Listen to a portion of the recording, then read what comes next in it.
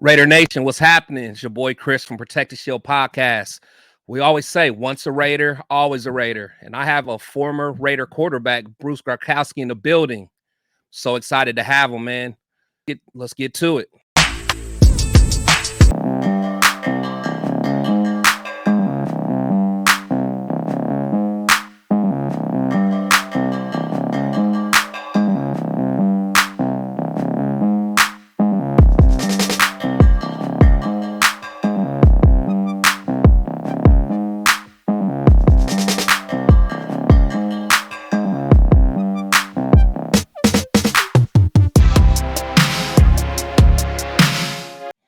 Welcome to Protect the Shield Podcast, where my opinion might not always be popular, but it'll always be authentic. I'm so honored to have my guy, Bruce Gradkowski, in the building. We call him Bruce Almighty over here. Bruce, how you doing, sir? Chris, what's up, my man? I appreciate that. You're authentic feedback, man. That's what it's about. Oh, for sure, man. Thank you for taking the call, first of all, man. I got to give a shout out to my boy Lance Moore and Adam Abram, man. So your boys from Toledo. So definitely salute. And I know you're a busy man, so I really appreciate it, man. No, for sure. Lance Moore, one of my best friends, man, my roommate from college. The reason he played in the NFL, I got him there, him being my receiver. Exactly. He was just over recently. We joke around. He even had to bring up, man, you didn't even throw me the ball much or enough. He said, enough. I said, what did you have? 109 catches or something? Your junior year? He was like, well, 103. I was like, yeah, exactly. He's like, but you still could have thrown it to me more. Hey, the receivers, they're always open, man. They're always open. And they always want the ball. Oh, yeah. Shout out to him, man. But before we even get started with just you, man, but I got a question, man. So, is there a secret water fountain in Pittsburgh that makes all these young quarterbacks great? I mean, you got the Joe Montanas, Johnny Unitas, Dan Marino, Jim Kelly, Namath, George Blanda, yourself, man. What is it about that area? Yes, it's the PA blood. It's in us. It's in the water. It's in the dirt. It's in the foundation. But it's that Pittsburgh toughness. And Dan Marino, one of my favorite quarterback growing up. I was a huge fan of his and the Dolphins. That was my team as a kid because his dad and my dad worked together at the Pittsburgh Post-Gazette. Sweet. And so, I'd always hear feedback about Dan, and I'd get a signed, autograph and stuff like that. And I was a huge Dolphins fan and an even bigger Dan Marino fan because he had that swag about him, though, that confidence, that toughness. Yeah. And man, he could sling that rock. Man, there's very few that could spin it like him, man. But so did you kind of try to emulate your game after him? Was he someone that used to kind of study and kind of emulate? No, not really. I mean, I think anytime I watched quarterbacks growing up and just football, my thing was always about just probably the mental toughness side of things. I think that's two main attributes a quarterback has to have is they have to be mentally and physically tough. Absolutely. And because you have to have the short-term memory, you might throw a pick, you might miss a read, you might take a sack, you miss a hot, but you got to move on to the next play like nothing happened. And if you watch the best of them, I'm talking Tom Brady, Patrick Mahomes, these guys operate, they make mistakes, but man, they make great plays and they make few mistakes. Yeah. And you don't see it happen as often, but if it does or when it does, they bounce back even faster. No, that's key. So I know in high school, you actually broke one of Dan Marino's passing records at the time, right? Yeah, I think I threw for the most yards in Western Pennsylvania in a 10-game stretch. It was close to 3,000. I think I was 2,974 passing yards my senior year in high school. So we loved to throw the football. It was a spread offense. It was fun. And I wasn't highly recruited, though. I had a few one-double-A offers to Delaware, Eastern Kentucky, Florida International. I committed to Eastern Kentucky. And the very next day, Toledo calls, and they want me to walk on. And I said, you know what, Coach, I appreciate it. I said, but, my parents can't afford that. I have a full ride, to Eastern Kentucky. I'm going to take that. And then Toledo came and watched me hoop that week. Oh, wow. Man, we got a little game, you know. I'm a little wiggle, got a little wiggle. A little wiggle, a little shot, you know. I might be like Steph Curry if I went that route. There you go. But no, it was cool. And they came to watch me hoop. You know, so I was athletic. They took a chance and offered me. And my dream, my goal was always to play Division I. And that's how I ended up at Toledo. Nice. And I remember watching you very closely at Toledo because, again, knowing Lance forever, man, you know, even up until Little League and stuff like that. So I was always wanting to see him do well. And, you know, just watching you guys connect, you guys were like rewriting history, man. You know, that was awesome to watch, man. And Lance is one of the smoothest receivers, best route runners I've ever played with. And he was like perfect for that system in New Orleans with Drew Brees and Sean Payton. And he just filled that niche, you know, that they had. And man, he great player, but his work ethic, his details, it's just different, you know. So a guy that isn't the biggest, isn't the fastest, he has more than enough ability. The best hands I've ever been around. But to see what a great career he had was pretty cool. Absolutely. No, that's awesome. So after you had that great, you know, college career, so at that point, you're probably getting ready for the combine. Kind of walk me through like what that process was for you. How do you think it went and how do you feel that you tested? I thought it went great. I mean, honestly, I remember that process, man, like coming out of Toledo, trying to enter the 06 draft and really diving into focus on what I could control. You know, at that moment, like you're thinking about the draft. When do I get drafted? You know, how, blah, blah, all this stuff. What about Matt Leinart, Vince Young, Jay Cutler, guys coming out my same year? And I always had to bring it back, though, to, you know, it really doesn't matter about other guys. It matters about me taking care of my business. And I played in the East-West Shrine game, you know, went to the combine, had a pro day. So each step of the way, you just have to conquer and take advantage of those opportunities in the moment. The East-West Shrine game, break it down to one meeting, one practice at a time. You know, and then what's the next thing? The next thing is working out for the combine. Every workout, take care of your body, get in best physical shape, get ready for the testing, all that, and then nail the combine. And I remember at the combine, I ran like a 4.5, and you know that was I thought that. I expected that, you know, but I think it was a 4.59 and a 4.61. Okay. And I even felt like it could have, you know, I could have been faster than that. But so I was happy with that stuff. And, you know, it's just looking back, it's like, man, I feel like I crushed all that stuff coming out and I was still only a 6th round pick. But man, it's a tough process, but you just, at the end of the day, you just need one team to fall in love with you. And you just hope you get an opportunity, and that's all you can ask for. Absolutely. So during that whole process, you know, you're getting ready for the draft, you know, what's your agent telling you at this time, and kind of where was your projections? Like, were you surprised come draft day, or did you think he went a little bit later than expected, or kind of what was he saying? I mean, I'm always like a positive thinker, and I want to, you know, I expect, you know, maybe things to happen differently. And so I thought it could be a 3rd, 4th round type thing. Okay. He was saying, you're probably a mid-round selection, 4th, 5th, 6th. And I went in the 6th round, you know, but I remember some of the teams and conversations that happened along the way, such and such, if, you know, with their 2nd pick in the 4th round, they could grab you. This team, that team. So when those picks came up and it didn't happen in the 4th round or in the 5th round, I saw them take a quarterback. Yeah. You know, that was kind of frustrating in the moment. That's crazy because I had conversations with Stuart Swaggart and my high school quarterback, Josh Harris, and I was just kind of talking to them about just their whole process. And it's funny, they say the same thing. It was like, you know, people kind of build you up and make you think you're going to go a lot sooner. And then sometimes it can get a little frustration, you know, as it doesn't go your way. But at the end of the day, I mean, you got there and that's all that matters, man.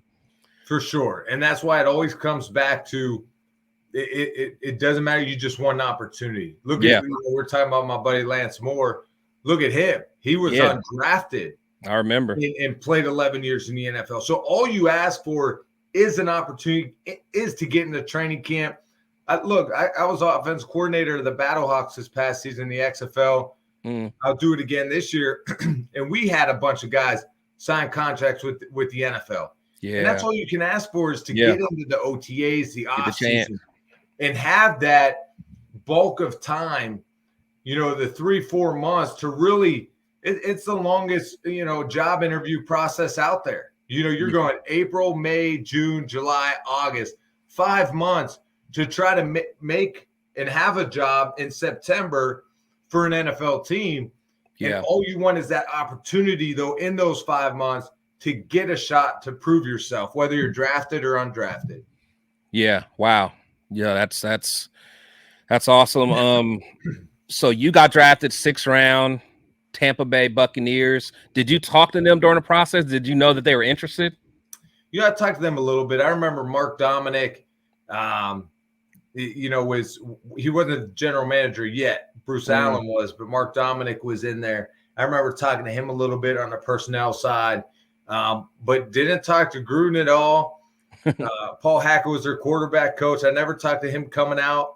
And I remember getting ready to run my 40 in Indianapolis at the Combine, and John Gruden is talking to Jay Cutler, like on the set, John Gruden's in the stands, Cutler's getting warmed up, and I'm getting warmed up, ready to go, and I'm in competitive mode. Yeah. And I remember looking at Gruden, and Gruden just give me his Chucky look and just give me a head nod, and I was like, yeah, let's effing go, it's time. So I felt that connection there.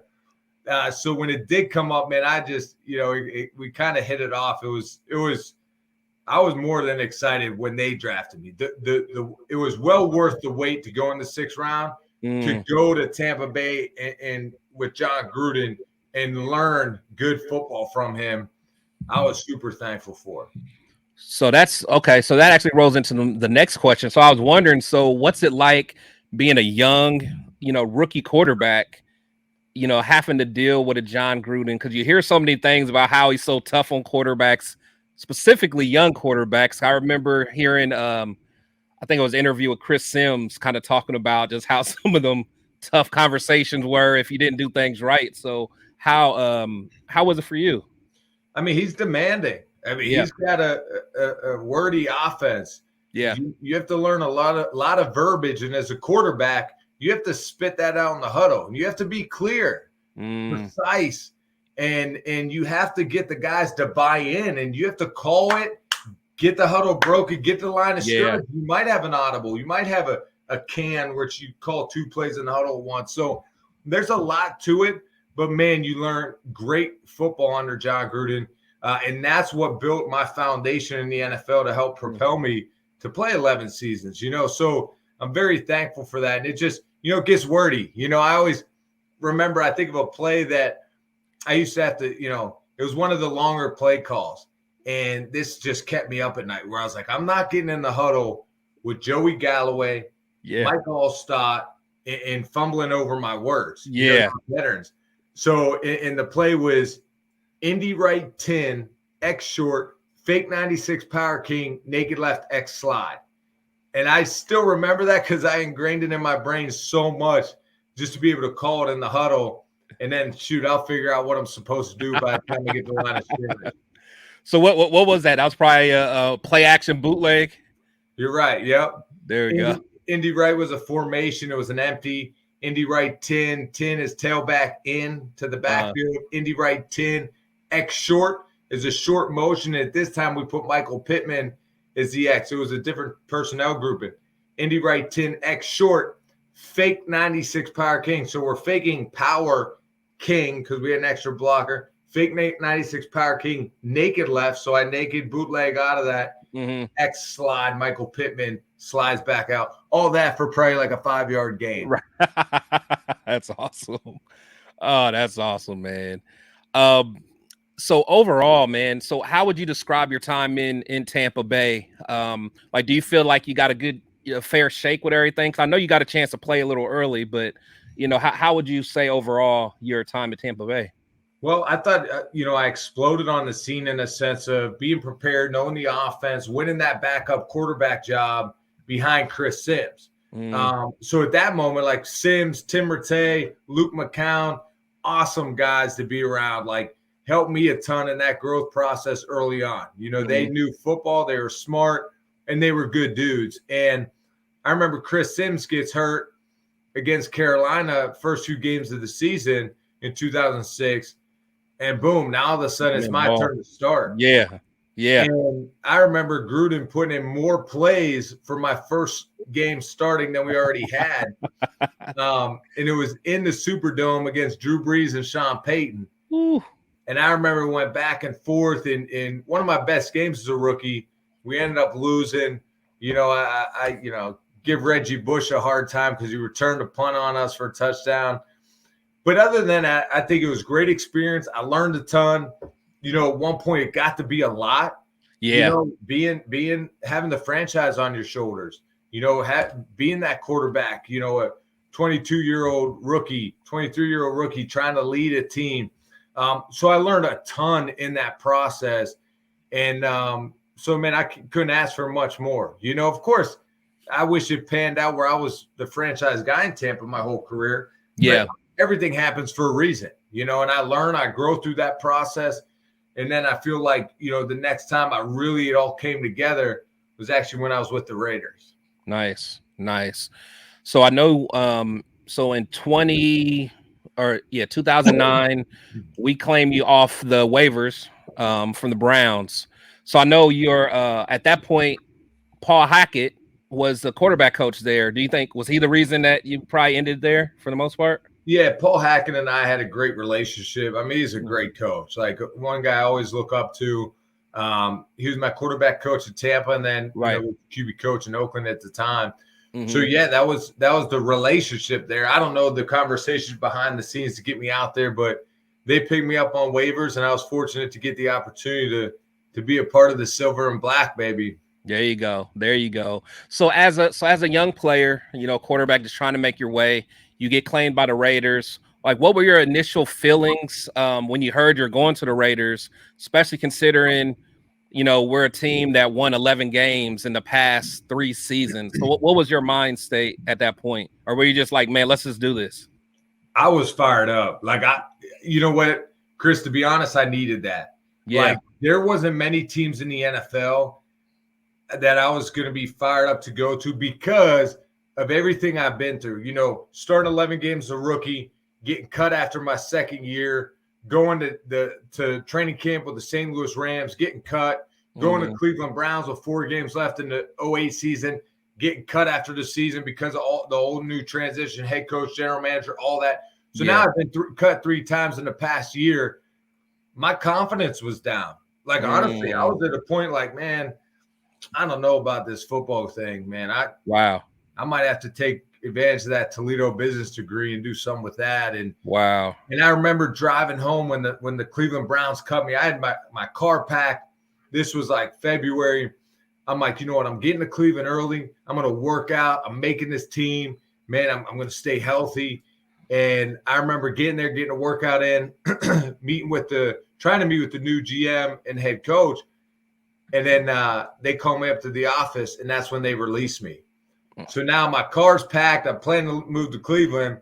I turn around. I'm like, shoot, what do I do now? I drive back to Pittsburgh, back to my parents' house. And that's where I'm just like, man, confidence crushed, not sure like what the future holds. And then the call came from the Raiders. And that was like, man, that was like a shot in the arm, the adrenaline I needed, and the opportunity I needed to help revitalize my career. And that's why the silver and black is so special to me, because of the opportunity they gave me, Mr. Davis. I mean, that's where I'm so thankful for that. And then the fans, like, it was just such a fun experience out there. Yeah. And, that it was so cool, man. So I was just, it was a shot in the arm, and it's what I needed at that point in my career. That's awesome, man. Do you remember your first interaction with Al Davis? What it was like? You know, we had a bunch of interactions. Like Okay. I really appreciate him. I remember sometimes after practice, guys would, you know, he wore this strong cologne. So I've heard about that. So when he came in the facility around 5, you knew he was there. And guys would start hiding out. They didn't want to run into him. Because if you ask Mr. Davis, hey, Mr. Davis, how you doing? How the F you think I'm doing? We can't win a game. Like, he called it as it is. And Damn. But there was conversations him and I had through my process there, or through my, 2 years there, that it was so cool. Like it was one off season, when I tore my pec off the bone. Yeah. And I'm doing rehab. And a few months prior, my brother's in town. My brother's a sophomore at Delaware, or junior, starting guard. And my brother comes out to visit me. So I take him through the facility. He meets Mr. Davis because we're the only ones there, and Mr. Davis comes through. And then a few months later, when I'm doing my rehab, Mr. Davis walks by me, asks me how I'm doing, and he says, "How's your brother Gino doing?" And wow. I'm like, man, like for him to now, my brother Gino got drafted by the Ravens, played 7 years in the league, like, but for him to know that, remember that, like, that stood out to me. And we had a lot of good talks too. He'd call me, Mr. Davis would, and say, "Hey, I'm thinking of making this change on the coaching staff after the 09 season. After that Pittsburgh game, after some success. I'm thinking of bringing Hugh Jackson in. This is what he's going to help with, blah, blah, blah." And so we just had a lot of really good conversations. And but I remember one conversation in 09. You remember that Cincinnati Bengals game? Oh, yeah. Oh, yeah. I don't know. You want to go there yet or not? No, we can't. Well, I mean, yeah, actually go ahead. Yeah, we can go there. So it's 09, we're playing the Bengals, and this is where when I got my first start. They benched Jamarcus Russell, so I'm starting. And we come back to win. Last second touchdown pass to Lewis Murphy to tie it up on Sluggo's seam. So I hit him up the seam. He made a great effort to score. Well, then the Bengals fumble the ensuing kickoff, and we get the ball in field goal range. We kneel it, Gradkowski kicks it. We win the game. I remember after the game going to the parking lot to see my family, and, Al Davis, the security guys come up to me, and they're like, hey, Mr. Davis wants to see you. And he's over by his black Lincoln, like under like the tunnel in the stadium. And I'm like, oh, cool. Like I'm all excited. Like we just won. It was a good comeback. And he goes, right away, he goes, "Bruce, what happened on that one play? Why did you audible out of that play?" And, he explained. And so I did, well, Mr. Davis, they didn't give us the look that we put the play in for. So I canned it to the other play. And that's what we ran. He's like, "Oh, okay, thanks." It just kept it moving, like nothing else. no good job or nothing. Just nothing. Just kept it moving.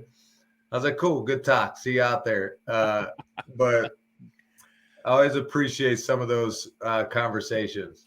Oh, for sure, man. That's crazy. So just kind of taking a look at that quarterback room. So it's you, Jamarcus Russell, Charlie Fry, JP Losman. So what were some of those quarterback meetings like? Because it seems like there's a wide range of personalities in there. So what were they like? Well, Charlie Fry's awesome. Charlie Fry's coach now. He's just a good dude, football guy. Mm-hmm. Jamarcus Russell, same thing, man. Like, people don't understand. Like, guys in the NFL, like, they're good guys. Like, just like anyone in their career, you're young, you're developing, you're trying to learn. Yeah. You learn how to do your job, whether it's football, whether it's business, whatever your profession is. You're learning, especially these young guys, like right out of college. Like, you got to learn through some stuff, and you might not have to know how to do certain things, or maybe you've never been taught how to proceed certain ways. And I think that's where like Jamarcus Russell was at the time. I remember him coming to Charlie Fry and I, and this is when he was kind of like, we're in a funk as a team, like couldn't win. So, it comes back on the quarterback, and he's like, what do I need to do? And that's the conversations of, listen, you have to know what to do. Guys have to be able to ask you questions. You tell them what route they have. What's the snap count on? What's the audible? What's the depth of the route? What's the footwork for the quarterback? They have to see you in here studying, watching film. You got to show up the workouts. You got to show up here early to watch film. You have to prepare yourself, because then it rubs off on the rest of the team. So we're just talking through some of those things. But, because like I said, back in Tampa with Chris Sims, Tim Rattay, Luke McCown, Jeff Garcia through my time in Tampa. Yeah. Those are good professionals that the quarterback room, you stick together, you help each other out. Right. Because it's hard enough to win week in and week out. And so that's just the mindset, the culture I've always been accustomed to, and that I believe in. So then when I was in with the Raiders, that's what you believe, man. I'm here to help Jamarcus be as successful as he can be. Exactly. And if the opportunity comes where I play, I'm going to be prepared for that. But my job right now is to be the best backup, best support system I can be for Jamarcus. And that's how Charlie Fry was, JP Lossman. So, it was a cool experience. And, you figure Jamarcus Russell coming out, getting big, being the number one pick in the draft. Like, so that pressure on you to succeed, that's not easy. Like, and I know people always look at the money, but when you're actually in it and living it, man, like I remember starting 11 games as a rookie and thinking Peyton Manning deserves to make what he makes. Oh, yeah. Like the pressure you feel of having the franchise on your shoulders. Yeah, you got to save the franchise. They expect you to do it. Exactly. So then, look at Jamarcus Russell, man, like it's not easy.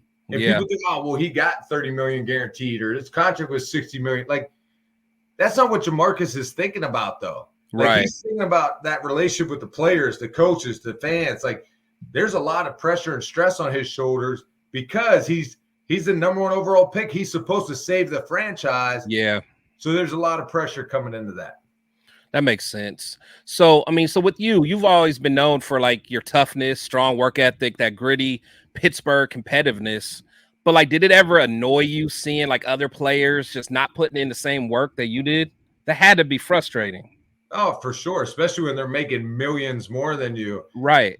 But, at the end of the day, too, you just always have to bring it in on trying to be setting the right example, especially playing the quarterback position. You have to lead by example. And, throughout my career, that's what I've always tried to focus on. So I was going to try to lead by example, know what to do, control what I could control, and at the end of the day, a lot of times you'll count numbers. You'll be sitting in a meeting room looking at the quarterbacks. Shoot, we got 6 guys in here. They're only keeping 3 of us. So 3 of us are gone. If you're a receiver, you're sitting in a receiver room. There's, 12 of you, 11 of you here. They're only going to keep 5 of us. You can get in your own head about all that, but you can't control that at the end of the day. You can control knowing what to do. You can control your attitude, and you can control your effort. I say it all the time to our guys. Your attitude, your effort, and your preparation. Those are 3 things you have control over no matter what. So I just always tried to bring it back to that. No, that's key. That's key. So I know at this point, so fans are starting to grow a little impatient with Jamarcus. I know from a fan standpoint, we kind of felt that he was protected by Al Davis, but do you feel like he was like motivated to get better? So it sounded like he at least asked you guys like, hey, what am I doing? How can I get better? Did he seem like he was motivated, or did he just feel like he had like that Al Davis scholarship? Well, I mean, you think about it. If you're a 20-some-year-old kid coming out of college, you just got $30 million guaranteed no matter what happens to you. Yeah. How motivated are you going to be? Like, it just depends on the type of person you are. It got to be in you. Yeah, it got to be in you. Like, because no matter what you do in life, you have to be striving and growing and doing something. Like, it doesn't matter how much money you have. You hear all the stories about people that have more than they could ever spend in 3 lifetimes, 4 lifetimes, but they're not happy because you're not growing. You're not giving back. You're not pursuing what you're passionate about and having a purpose every day. So Jamarcus, there's a point in time where he was motivated to try to fix things. Like, man, how can I get better? Like, he felt like his time was almost up. Like, shoot, I better get this right. And it's a tough situation to be in. Now when he first got to the Raiders and this and that, like, I don't know, but there's a certain standard to play in the NFL in general. But to play the quarterback position in the NFL, that's different. Like, that's even another level and standard, especially if you want to be, one of those 7 teams in the playoffs. So it's tough, man. There's only 32 of them starting quarterbacks out there in each year, and it's not easy. So, I give Jamarcus credit for, what he had to deal with and go through, but it's tough at times, man. It's a lot of pressure on the quarterback. Absolutely. So as the season progressed, the offense struggled. Was there a sense that the coach will probably be calling your number at some point? I mean, I felt it. There's a few games I played in before I got the nod. And like I said, I always tried to be a good teammate. I always tried to just be prepared for when my opportunity came, because I'm a competitor. I want to play. I want to be out there. Yeah. And I feel like I could help. But like I said, too, your mindset when you're in that moment is you're doing the job you're asked to do. And mine was asked to be the backup to Jamarcus, so that I'm going to be the best backup he needs, and so you go through that. But you could feel it at the time, whether you feel the players, because you could feel those things, whether they believe in the quarterback, whether they believe in the coach. Like, internally, you always feel that stuff. And it got to a point where you felt like our just energy wasn't right. We just didn't believe that we could win or compete out there. And that's what it's about, is just competing. You don't worry about the scoreboard, but if you know what to do, if you play your tail off, leave it all on the field, like, you're going to have a good shot. Mm-hmm. Absolutely. So, week 10 is pretty much the end of the Jamarcus Russell experiment. You come in, like, I know how the fans felt, we were energized, but I guess what was the response from, the sideline in the huddle? Did you kind of feel that electricity? Because I know, again, you're competitive, so I know you're fired up, but did the guys get a little bit more pep in their step? Like, let's go. Oh, I felt it for sure, Chris. I mean, honestly, that's why I love the silver and black. Like, I stepped in to start, man, that was just, it was our strength coach told me, he's like, you ever been to a Bruce Springsteen concert? Have you, Chris, ever been to Bruce Springsteen? I haven't. He asked me the question, and I'm like, no, I mean, I like his music. He's cool. And he goes, they're not booing, they're brewing. And when you go into the game, they're going, boo. Yeah. And that was one of the coolest, experiences for me. And I was so jacked up. I was so fired up. So that's naturally, awesome. I think my energy, my charisma, your energy's contagious. And it lifted everybody else up. It gave us a spark, a fire, because I'm about to get my butt nailed in the dirt. Yeah. I want to make sure our protection's right. I want to make sure the routes are right. I want to make sure these guys know what they're doing, because I'm going to play my tail off as well. So it was fun feeling that energy, though, change. That's awesome. So I know that game came a little short, but then that next game we kind of talked about that Bengals.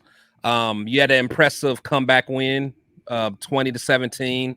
You threw 2 touchdowns. What was your confidence level at this point?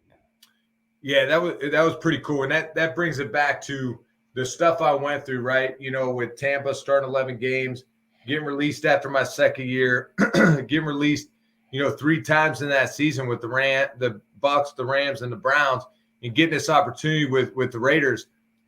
There was so much fire built up inside of me, in this other opportunity, that I was ready to roll. And also it all came together at once, because Tom Cable believed in me. I thought he's a good coach. Ted Tollner was offensive coordinator. Mm-hmm. Great human being, great guy, genuine, wants to help you grow.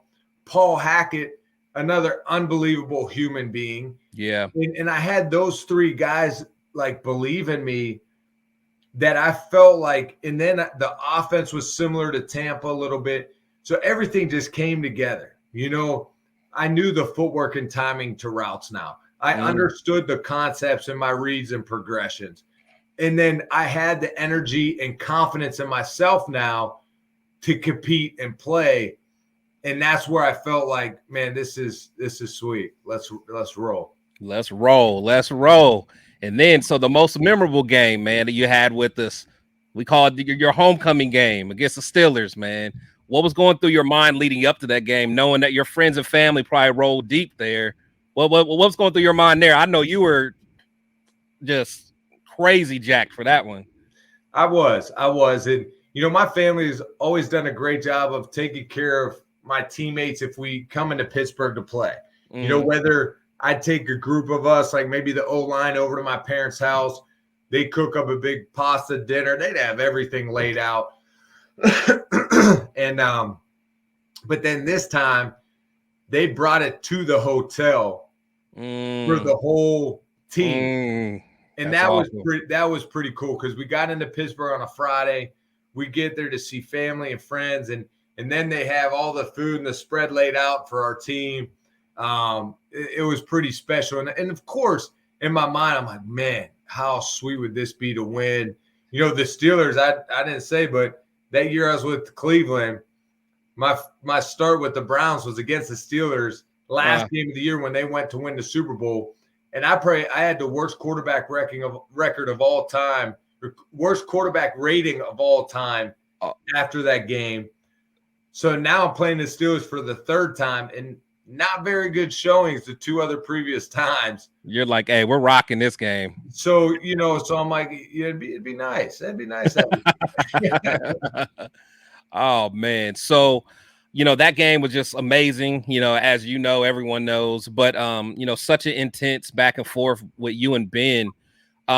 Walk me through what you remember of that legendary fourth quarter. I mean, you threw 3 touchdowns and win the game, man. Like, walk me through it. I know it probably just sketched in your head. You probably remember exactly the score better than I would, but I remember they're winning, and it's like 10-6 in the fourth quarter. And it's a slow game. Like, neither side scoring much. So it's 10-6. Well, we call this bootleg. I roll out. I hit Chaz Schillings for a touchdown. Yep. Boom. I'm like, yes. Now it's 13-10. I'm like, we got this game. Like, it's a fourth quarter. I don't know how much time was left. 7 minutes or so. 6 minutes. I'm like, Ben is Ben. So then Ben goes down. They drive down and score.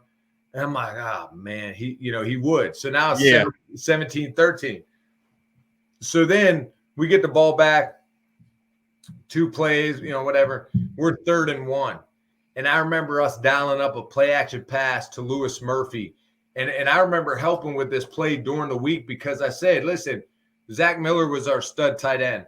I said, Ryan Clark and the safeties are going to jump him on an over route. Let's send Louis Murphy on a post over top of the defense. Wide open. And, you know, I come off the fake. It's 3rd and 1. So we put hard play action fake. Yeah, they came down. I set up. I launch it to Louis Murphy over the secondary. He makes a terrific catch and run, and he scores. So now I'm really like, my family's right behind our bench. We're all fired up. Yeah. I'm like, we got this game, man. We're winning this thing. And so at this time, it's 20-17, I think, maybe. Yeah. And then, of course, Ben goes down and scores again. I was like, you got to be kidding me. Quick, too. I remember that. That was a quick one, yeah. This is why this guy just is coming off a Super Bowl. This guy, you know. So we get the ball on like the 10 or 11-yard line with like a minute 40 left. Yep. Something like that. And boom, we just start going down the field. Boom, boom, boom. And I remember at one point, like, we're in a hurry situation. Our O-linemen are like looking up at the scoreboard, waiting to see the next, you know, what happened on the previous play. And I'm like, we don't got time for that. We could watch this after we score. And I remember we get down there, and all of a sudden, like, we're on I think the 5 or the 5, and we call like a double wrap return. So we have 2 guys, like a 2x2 formation, 2 guys hitching it up, and the outside guys are looking like they're wrapping around the defenders. They put on the brakes, they go out, and they return to the pylon.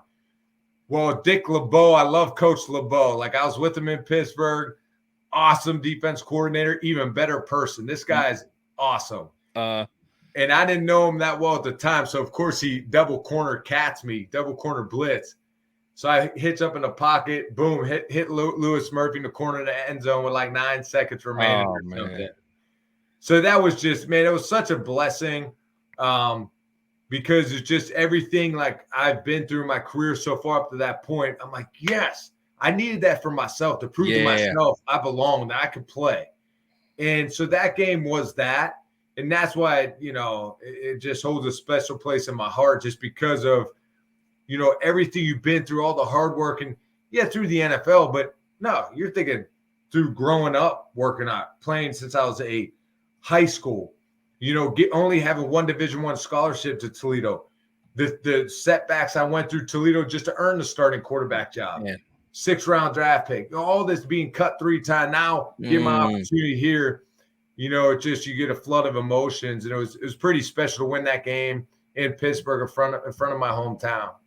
Yeah, that was amazing. I think you got the AFC Player of the Week that week. So you were, that was just amazing. So then, was it the next game you actually got injured?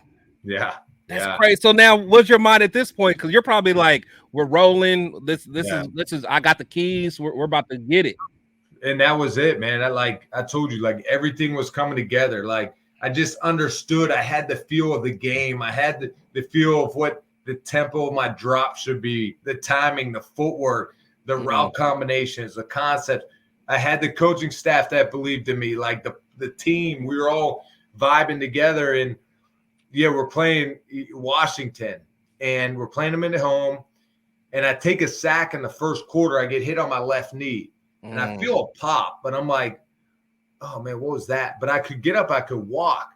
So I was like, all right, that's weird. It feels loose, but I'm good. So I asked the trainers, I say, can I just get a sleeve to put on my knee? And they're like, let's check it out. I said, no, I just need a sleeve. I'm fine. And then it was the second quarter. Now we're driving, 2-minute drill. I'm about to get sacked, and I flip it to Justin Fargas, and I get hit on my right knee. And so that's where I was like, oh man, you got to be kidding me. So I tore both my MCLs in the same game. So Chris, we're up in the training room, and I get a Toradol shot. They're bracing both my knees like I'm going to keep playing. And I'm going down the tunnel. I can't even walk down these steps. I remember Paul Hackett walking with me. And Paul Hackett always said, like, if your legs are such a vital part of your game, this is in the past and all that. And he's like, and I remember telling him, like, Coach, I don't know if I can use my legs right now. Like, and I remember being on the sideline before the second half started, and Coach Cable comes up to me. He's like, what you do? And I'm like, oh, I'm in tears, like, because I'm in so much pain. I don't know what to do, though. I don't want to tap out. Chris, this is my opportunity. Yeah, this is it. Yeah. This is what I've been working for. How can I now I'm hurt? I can't. And he comes over. He's like, what's up? I said, I tore both my MCLs. And he saw I was frustrated, upset. He goes, you're done. You're done. Get out of here. You're done. And he took it out of my hands. And sometimes as a coach, you have to do that for players because it's hard for us to say when. It's hard for us to retire. It's hard for us to pull ourselves out of a game. And, so that was a tough one for me because it was like, man, I was finally getting into the groove there. Yeah. And then that happens. Wow, man, I can only imagine how you felt, man, because you worked so hard to get to that point. And then your season's done. Then the 2010 season starts, and that's kind of a roller coaster. That off season, they bring in Hugh Jackson. He's running the offense. He brings in Jason Campbell, someone that he's familiar with and got experience with. You sign a 1-year deal, and you end up tearing your pec a month later after that. How much did that put you behind? Sorry, I'm going to try to get my dog outside so he stops Oh, barking. no, you're fine. But before all that, this is what was cool. Al Davis would call me in the offseason, let me know the changes, the updates. So because I was a restricted free agent. So the Raiders had my rights. Okay. But a team would have to give up like a draft pick or whatever. Yes. So the Raiders second round tendered me. Okay. And at that point, it was like a $1.6 million tender.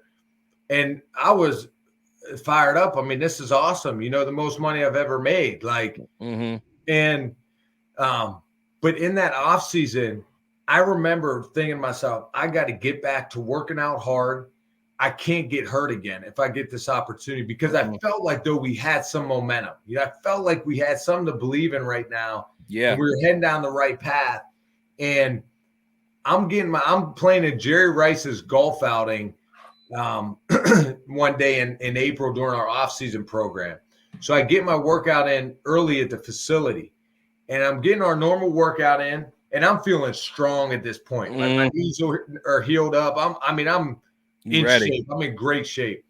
And I remember we were doing, benching that day, and I was doing what we were doing, whatever we could for 6 reps, three sets of 6. And I was doing what I did the previous week. And I remember on my 3rd rep, I blew out my left pec, totally tore my left pec off the bone. So now I need surgery. And now I'm laid up all off season. Now this is when they signed Jason Campbell, to come in because now I'm out, and that was hard to swallow. That was really tough after both knees, and now this. It's like, goodness, man, I'm just working hard. I'm just trying to be prepared, and so that was tough. So that was a tough blow in the off season, and I was out until training camp. Wow. So do you think? I'm not sure if they even talked to you about it, but was the plan to roll with you, and then like your injury kind of made them change their direction, or were they always kind of looking for, someone to compete with you, or someone that, had experience with Hugh Jackson? Well, I think too, they were still, trying to get Jamarcus going. Like they brought in Hugh really? Jackson. Yeah, Chris, we're going through our off-season program. Hugh Jackson is working out with us every day, and he's doing our running conditioning to make Jamarcus do the running. Like he's running beside Jamarcus Russell, like, let's go, keep it up. Like, so you could tell that they wanted to get that going again. Which, look, man, you're Mr. Davis, and you spent first your investment. You're gonna do anything you can to get your investment right, and hey, I believe in that. You got to do everything you can to try to help someone grow and develop, and maybe it is someone that's with him all day, every day, and teach him the ropes the right way and all that. So going in that offseason, it still was trying to get Jamarcus going, but I still believe like how we played and where we were, like, I felt like I was going to be the guy going into that next season because of how it kind of ended, and we had some good momentum a little bit. So we were going to see, but then, so then that's what happened. They bring in Jason Campbell. So Jason starts the season, and I remember I had to build Hugh Jackson's trust because, he was, he came in, didn't know me much. He knew the other coaches liked me, but it was almost like, you got to prove it to me type. Yeah. Thing. Yeah. And I remember coming back, being healthy. I did through that preseason, the 2 preseason games I played in. I felt like, man, I started where I left off after the injury. That's awesome. And, which was cool. So then Jason starts the first 2 games of the year. And I remember we're playing the Rams second game of the year. We're losing. We don't look good offensively. Hugh Jackson comes up to me at halftime. He goes, "What's going on out there?" I said, "We're not getting lined up right. We're not calling the plays correctly. He's like, "Can you win this thing?" I was like, "Yeah, let's go." And so he puts me in. We come back to beat the Rams, which was cool. And so it was cool to get another opportunity. Yeah, that's awesome. That's awesome. And then I know Jason ended up coming back in eventually. Then you end up hurting your shoulder. Right. So that's what happened there. Like a couple games later, this is Chris, where I messed up in my career. Like I'm doing a read option. I'm reading defensive end. He bites on the fake. I pull it. Here comes Bernard Pollard down, and I try to go shoulder to shoulder with him, and I have an AC joint separation, and I tried, and it was a 2nd degree AC joint separation. I got it injected in the hallway of the Coliseum so I could keep playing. So they just numbed my shoulder. So I get in there. So I keep playing that game. Well, then as I was getting injected to keep playing, well, now I got slammed on it again against the Chargers, and I had a 3rd degree AC joint. And that's what kind of it was over. Yeah, that sidelined me for the year. So, gosh, man, it's crazy just thinking about, like, man, you could just put so much time and effort in, but it's like those little things can just railroad it, man. That sucks. That sucks. So that was pretty much 2 years was a roller coaster. So I know you had a lot of memories on the field. Just real quick, what were like 3 of your fondest moments with either teammates or Raider fans that you can remember? I remember when I first got to the Raiders, like I said, I tried to lead by example, because when you first get there, like, you can't yell and scream or try to get guys hyped up. Like, who's this new guy, So you got to put in the work and know what to do. And I remember during the offseason program, I kind of just been there for a month or so. Kirk Morrison comes up to me, remember, linebacker, one of the best dudes I've been around, teammates, comes up to me after one of like our off-season workouts outside. Defense is on one field, offense is on the other. He goes, "Man, I love that cadence," because he could hear me on the other field. He could hear me taking command and control. Yeah. And I was loud. I mean, we're going on a dummy count. We're practicing that. Yeah. So I'm hitting the cadence hard and loud, and I'm making sure guys are, understand, know what to do, and they're lined up. So that was a pretty cool experience. When he came over, because you're putting in so much hard work, you don't know if your teammates notice. You don't know if the coaches. You just keep your head down and you're working. And when Kirk came over and told me that, it was cool. This keep working. Like, I'm telling us, keep working. That was cool. And then, the Steelers game, of course. Yeah. Was a great memory there. And the Bengals game and then the Steelers game was just 2 awesome memories.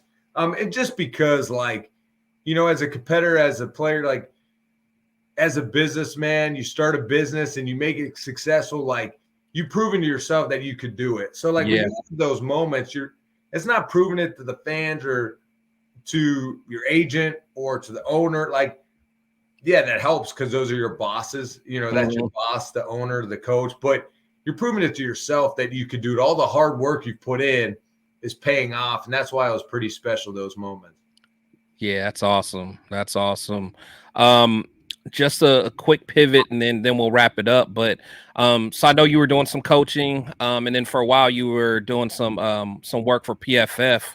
So tell me a little bit about what you did for PFF and kind of what are your thoughts on, like, football's trend of going towards deeper analytics? Yeah. So right now I'm currently the offense coordinator for the St. Louis Battlehawks, and had a fun season last year, installing my offense and all that. Head coach is Anthony Beck. He does a great job. I played with him in Tampa. So we're going to do that again.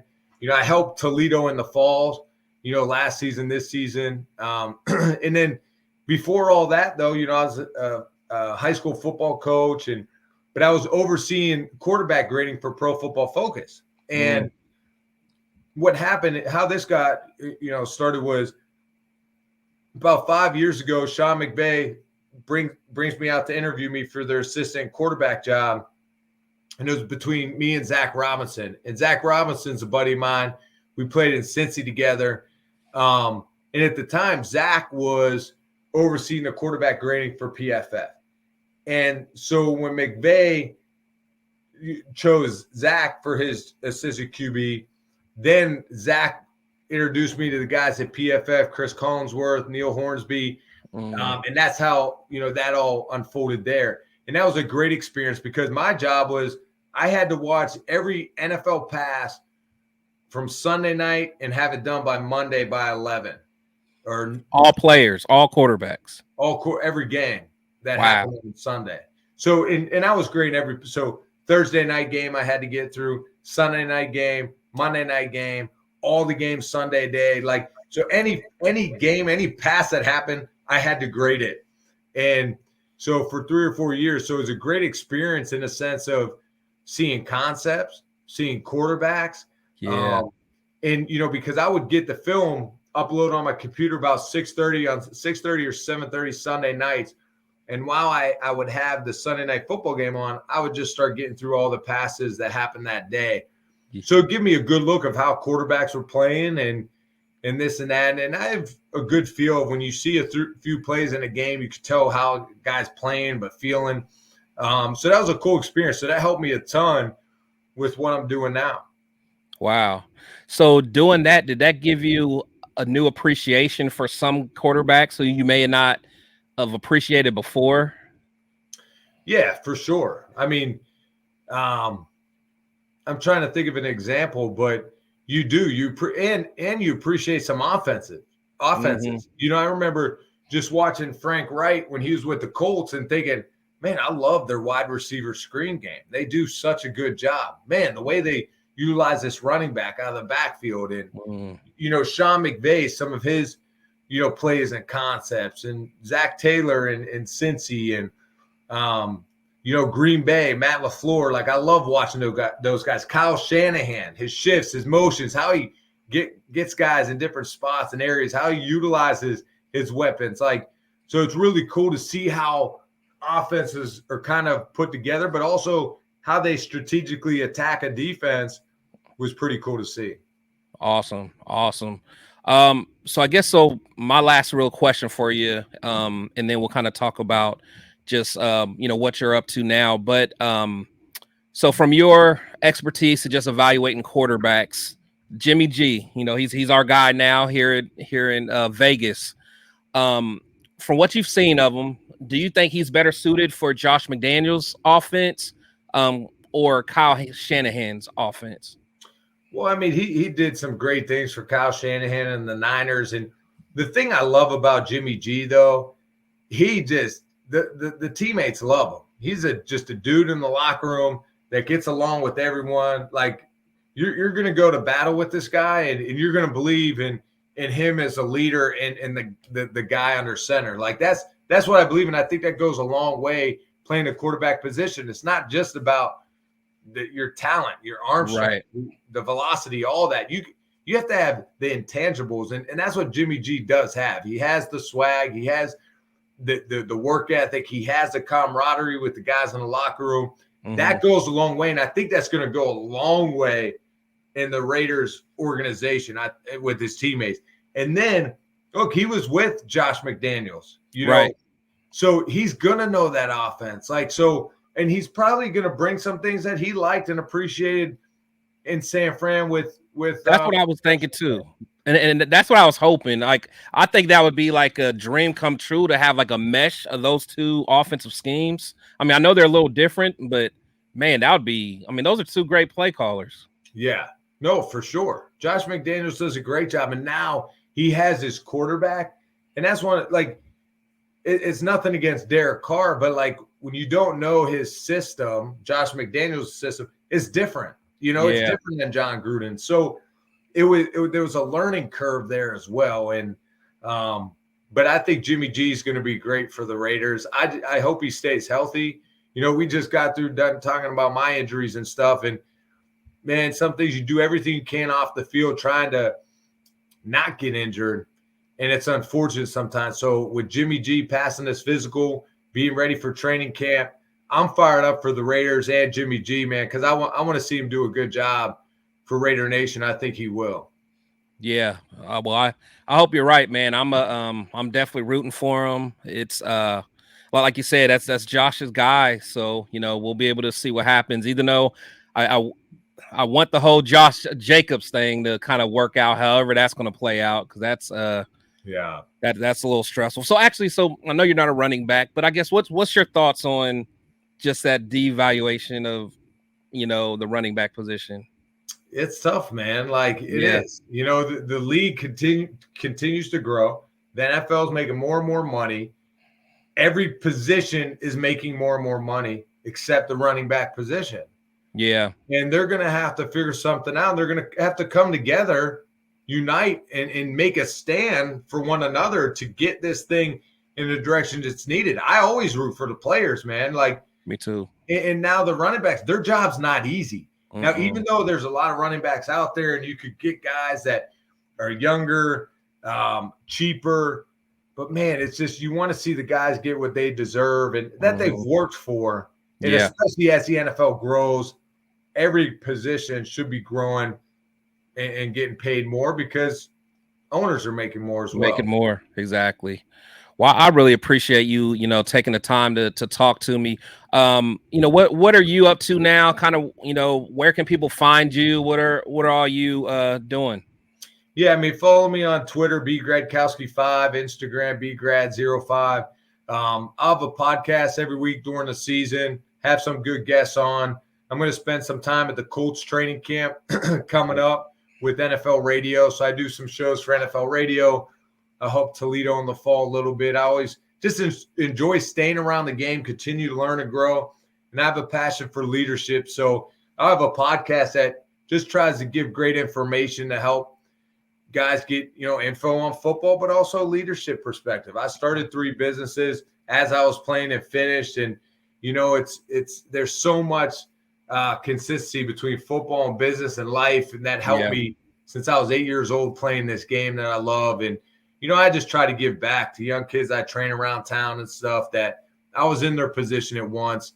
If I could give anything back to help them grow. So just doing stuff like that. And I'll have steer some guys to my website to get things going there for people. But that's it. Just staying busy and getting ready for another XFL season come January with the Battlehawks. So fired up for that.